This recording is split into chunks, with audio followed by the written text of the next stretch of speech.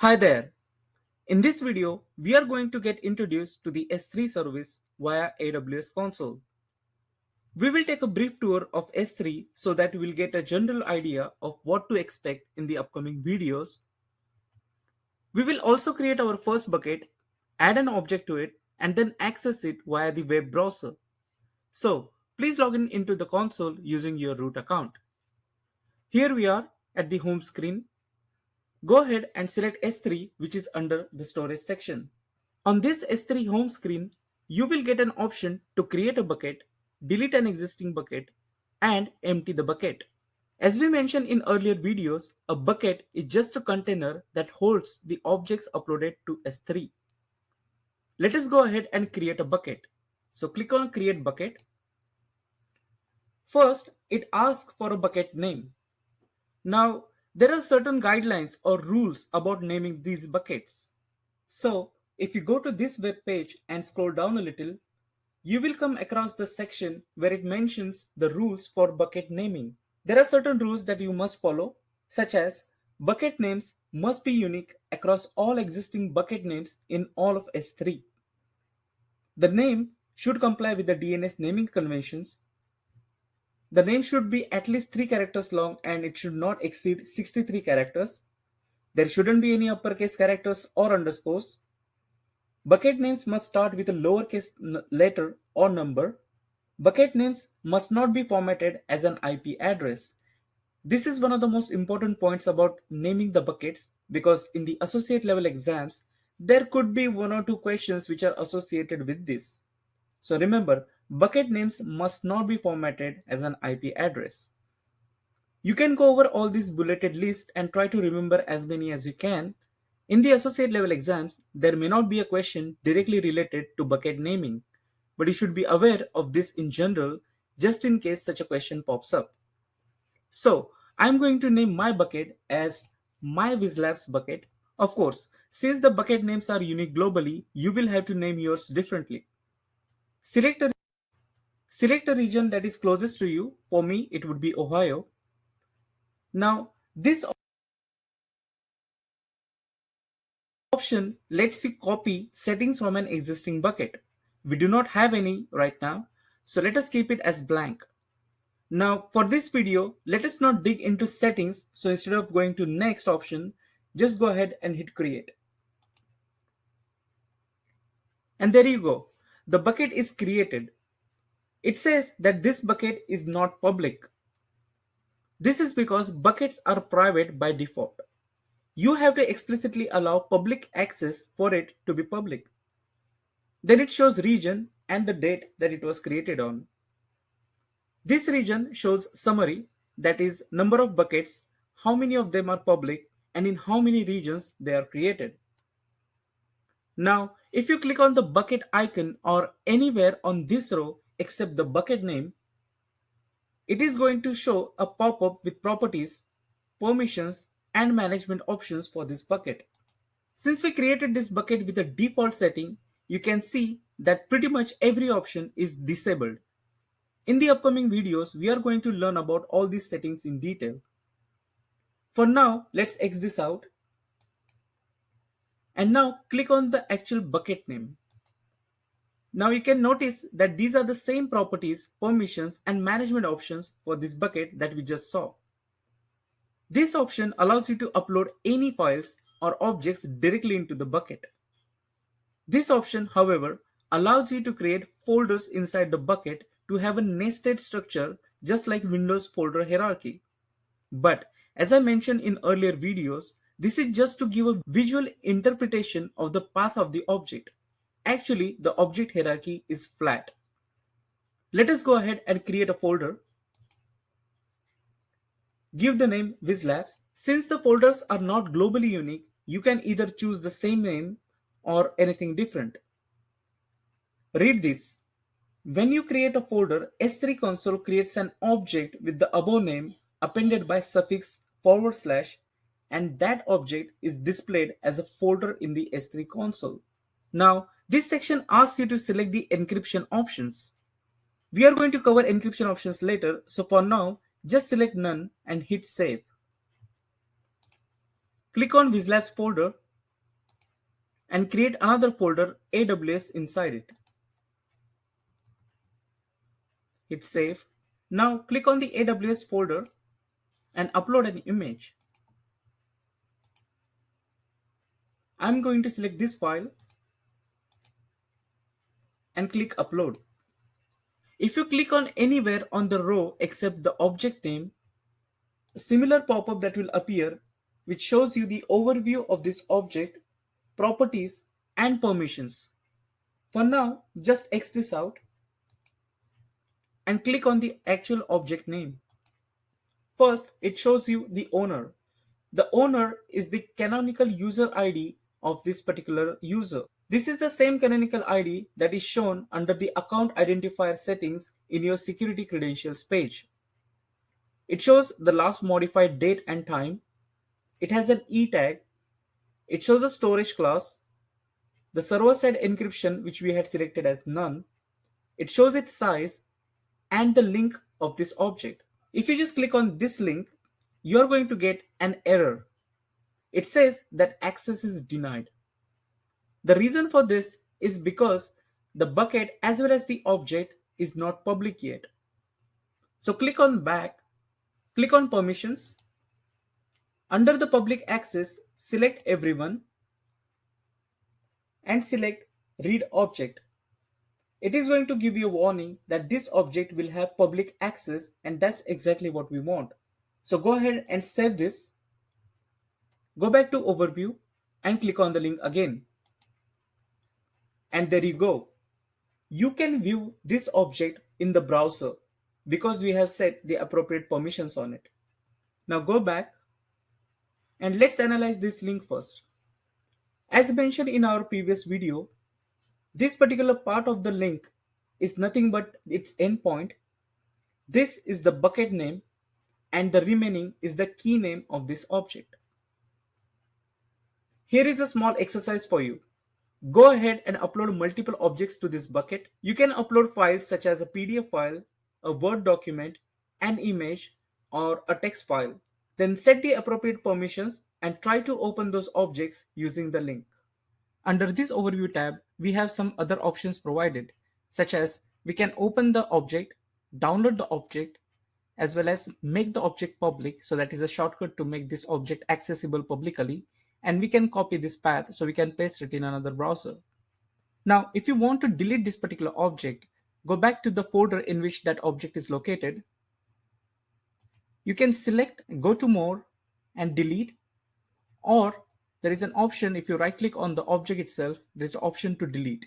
Note that you can do some other operations on this object, such as you can rename the object, you can change the storage class, change the encryption type, change metadata, make it public, and add tags.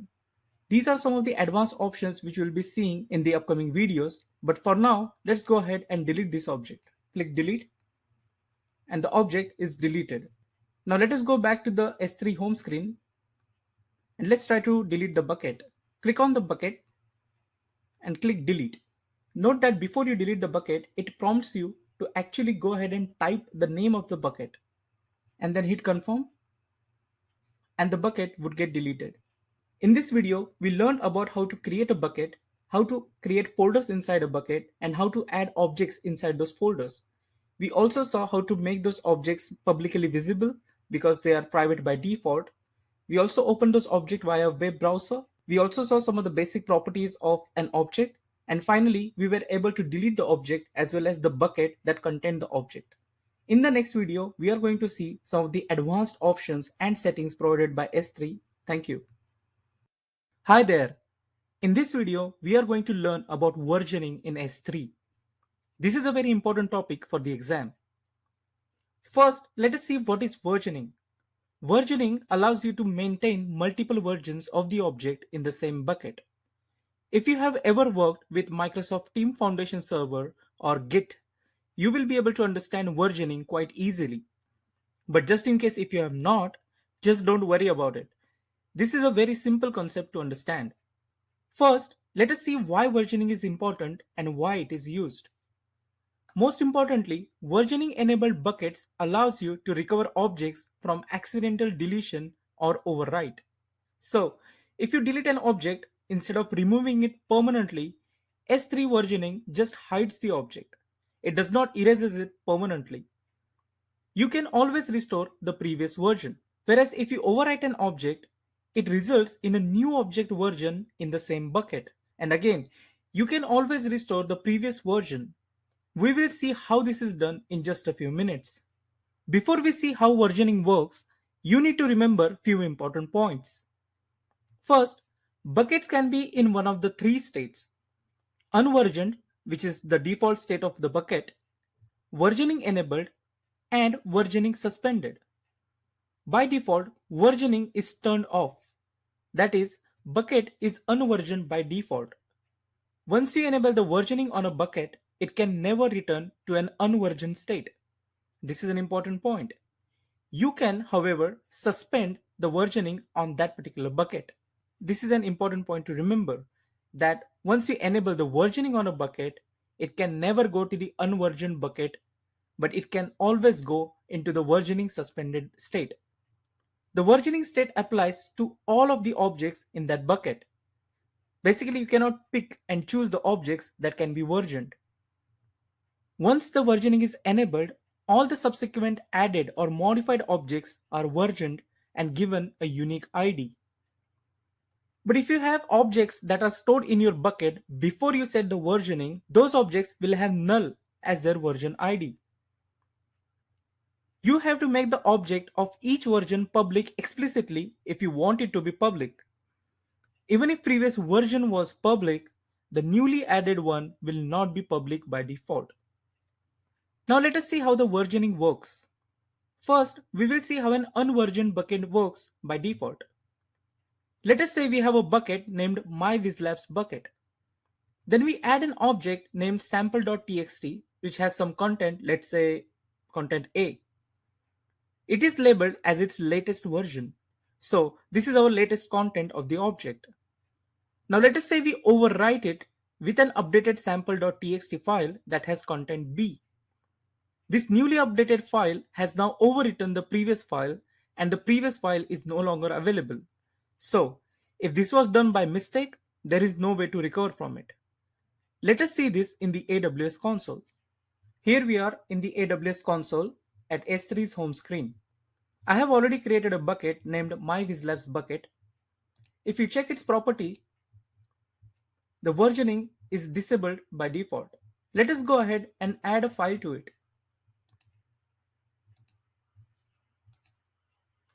We have sample.txt file. Let us see its content. Currently, it has all A's.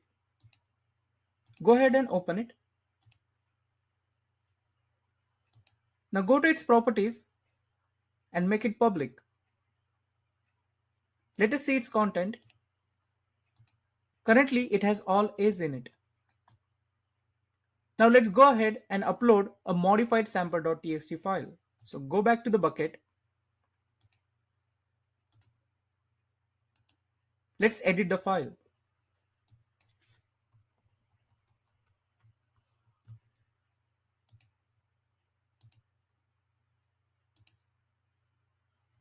Now you can see that the date is already modified. Let's open the object, make it public, and let's see its content. So we have the object with the updated content that has replaced the previous object. Now if you go to the latest version, you can see that the previous version is no longer available. The only version that we have is the latest version. Now let us see the delete case. If the user deletes this file, the object is erased. Whether it is intentional or not, you cannot access it anymore. It is gone. So in the AWS console, let us go to the bucket, select the file, right click on it, and say delete. Now you can see that there is no way to go back to the object that was deleted. That is the problem with the unversioned bucket. Now let us see how the versioning enabled bucket behaves. First, we enable the versioning on myWizLabs bucket. Then we add our sample.txt file which has some content, let's call it A. It is labeled as its latest version. So this is our latest content of the object. Now We overwrite it with an updated sample.txt file, and this file now becomes the latest version for this object. As you can see, we have two versions of this object available to us.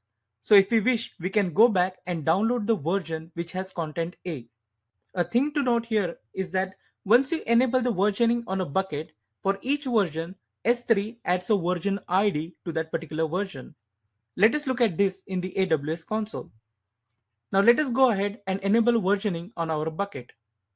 Go to Properties, Versioning, and Enable Versioning. Now let us go ahead and upload our sample.txt, which would have content AAA in it.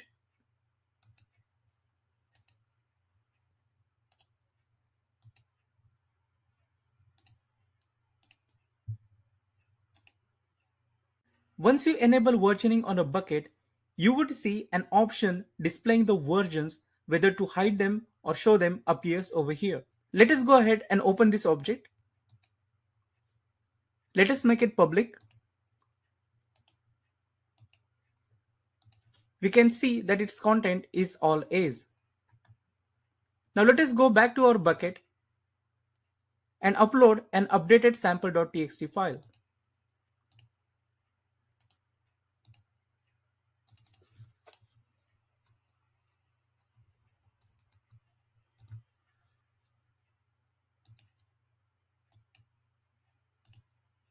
Let us go ahead and open this object. Click on the latest version, and you can see that there are two versions of this object available to us. Using this option, you can download the previous version of this object. Let us do that. If you open this object, it is going to show the previous content. Whereas if you download the latest version, it is going to show you the updated content. Now let us go back to the bucket and click on Show Versions. Due to versioning being enabled, for each version, S3 has added a version ID to it.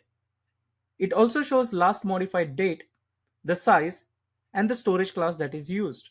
The version with the updated content has become the latest version. The more you overwrite and upload the objects, more versions it is going to create. Now let's see how it handles deletion. Once you delete an object from a version enabled bucket, S3 adds a delete marker to it, which does not have any size, but it has its own version ID. So what is a delete marker? If you are a Harry Potter fan or have seen its movies, you must have seen his cloak of invisibility. You know you can't see him, but he is there somewhere. Once he removes his cloak, he becomes visible. Similarly, if you delete the delete marker itself, the object becomes magically visible. Let us see how this works in the AWS console. Here we have two versions of this object sample.txt. Let us go ahead and delete this object.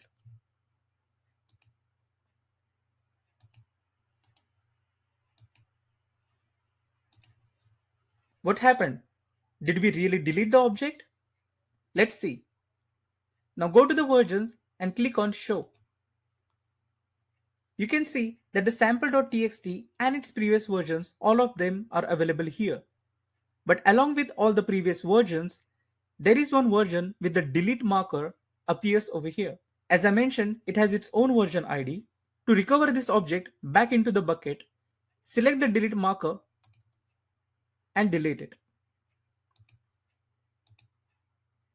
Once you do that and go back to the bucket, you can see that the object reappears. Click on the show again. The version before deletion has now again become the latest version of this object. If you ever want to delete a particular version of the object, you have to delete it using its version ID. So let us say you want to delete the original version of this object. You would first locate its version using the version ID, select it, and delete. And now you will have this object only with its latest version. This is how S3 handles the accidental deletion and overwrite using versioning enabled bucket. Now one question you might ask is what happens if you enable versioning on a bucket that already has some objects in it? And the answer is the objects that were already inside the bucket before versioning will get null as their version ID. Let us look at this case in AWS console. Let us create a bucket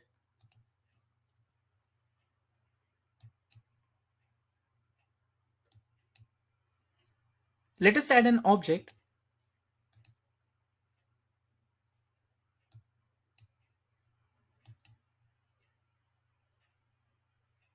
and now enable the versioning on it.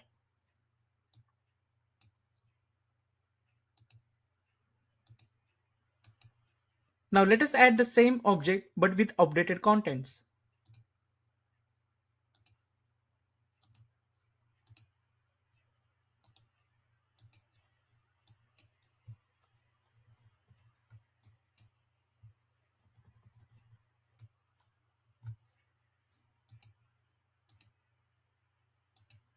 Now click on the Show button. The objects that were added prior to enabling the versioning, S3 has given them null as their version ID. So why to even suspend the bucket versioning, right? You suspend versioning to stop accruing new versions of the same object in a bucket.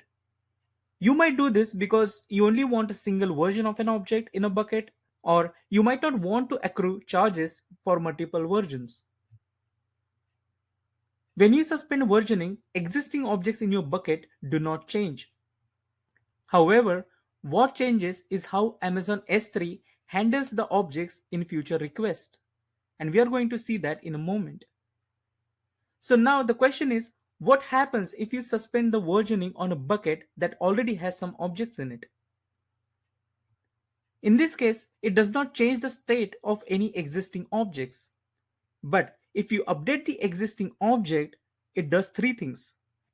First, it replaces the existing object that has null as its version with the latest updated object. Second, it makes that updated version as the latest one.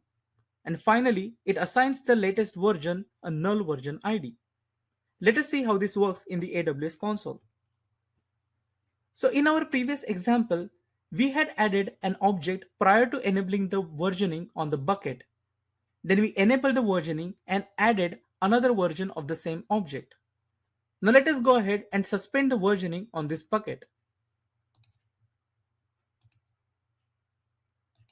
As it says, suspending the versioning suspends the creation of object versions for all operations but preserves any existing object versions.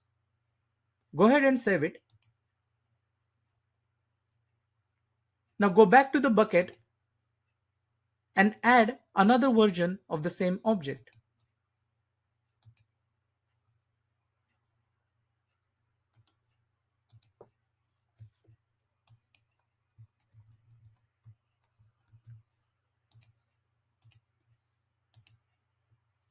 Notice what has just happened.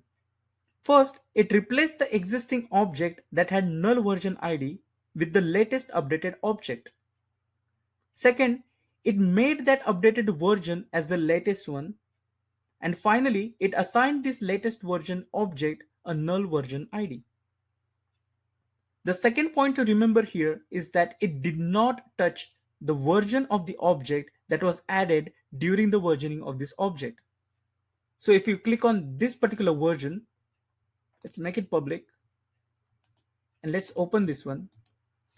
You can see that this particular version that has content BBB inside it, that was added when the versioning was enabled. So suspending the bucket did not touch this particular version. However, the version which had AAA inside it, that was replaced by the version that has CCC inside it.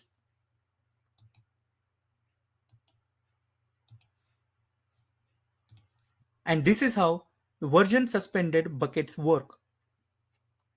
Now before we close this topic, one side note.